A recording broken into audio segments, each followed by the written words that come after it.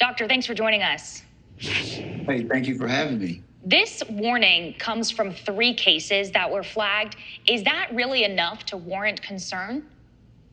Well, I feel comfortable to speak for the entire medical community to say that if a significant scenario of someone saying or reporting that they had suicidal ideation, that's enough to warrant concern. And there is concern. And this is being addressed in the research as far as the development of the medication. Also, if we prescribe the medication, it's our job as medical professionals to assess for these types of possible complications. But I do want to note from my personal experience, I've had a lot of patients, I'm board certified in weight loss medicine as well as family medicine, that I've started on Ozempic to help with their diabetes and at the same time to help them with their desire to get to a healthier weight.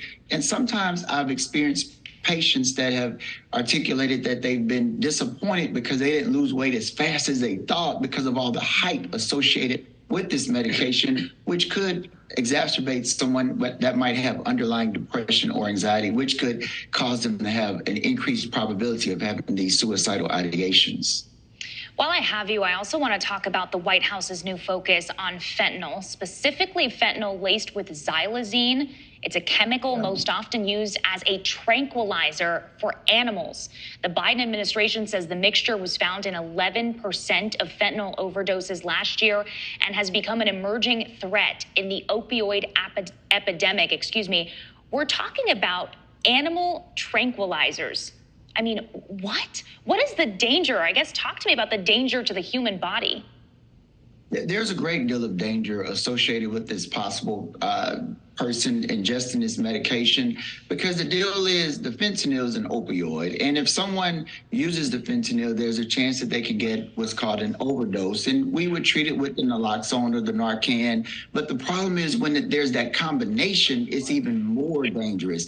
The naloxone, which would be the treatment for the overdose of the fentanyl, it's not effective with the xylazine, which makes it more dangerous. Also, the person can have problems breathing. They can develop skin lesions, have withdrawal symptoms. It goes on and on. But the deal is we just have to really be aware and on the lookout. And what's going on with the Biden administration, they have a very robust education campaign to educate doctors and healthcare workers to be on the lookout for this combination with increased testing for that xylazine, so that if someone comes in, then we have a better idea of how to more effectively treat them. What a frightening combination. Dr. Timothy Quinn, thanks so much for joining us.